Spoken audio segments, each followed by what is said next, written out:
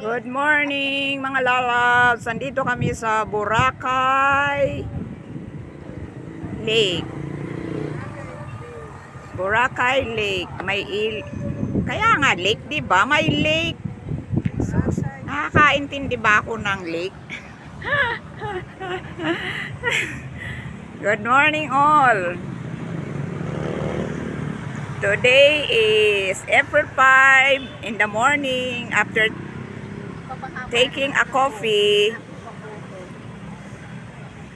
We're walking along the road and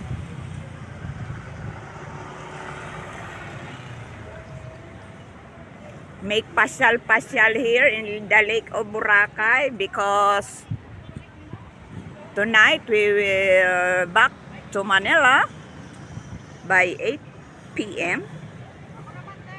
That's why I need to make pasyal everywhere here in Boracay because I don't know if kailan uli makabalik. May awa ang Diyos, may manlibre uli.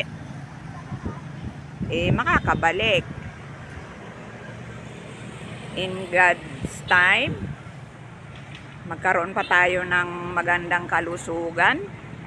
Tayo ay babalik uli.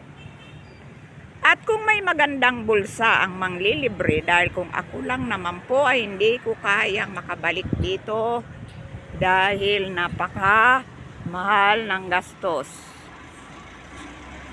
Bago ka makarating ng Boracay, ang laki pa ng gagastusin pera. Kaya enjoy! Dahil mamayang gabi ay uuwi na ng Manila. Ayun, may bahay doon sa tuktok. Ayun.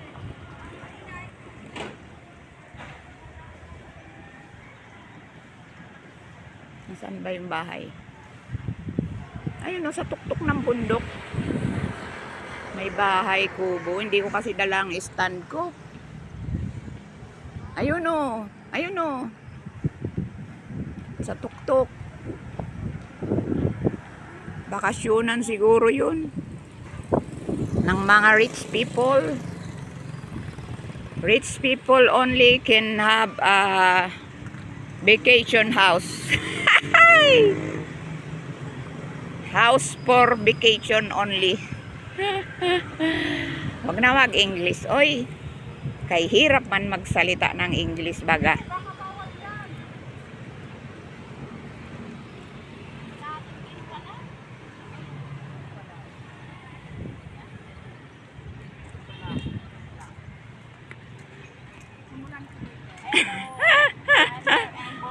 Ang pinsang kong istariray. Kasi nung dumating kami, nadaanan namin to. Sabi ko sa kanila, ay magpa-picture tayo dyan. Sakto, ano lang siya, walking distance siya doon sa kinakapihan namin, kinakainan namin karinderya. Kaya ayun, sabi ko, halika na, punta na tayo doon. Huwag naman muna sa dagat, maya-maya na lang tayo sa dagat kaysa hindi natin mapuntahan yung yung Boracay Lake. Tapos sabi naman nung kinakapihan namin, lapit lang yun dito, Boracay Lake. Kaya ko na lamang lake. Ayan, diba? Pag ganyan lang, may nabubuo na tayong content. Pag uwi natin sa ating lugar, hirap na naman tayo mag-isip, ano kaya i-content ko? May ma-upload lang. Ayun.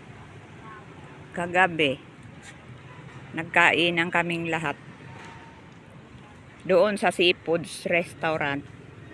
Kaso, hindi ako kumain ng seafoods. Kasi,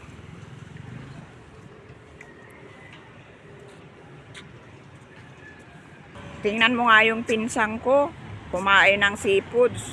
Na siya, nasira ang tiyan niya. Lagi na lang sira ang tiyan. Ako naman,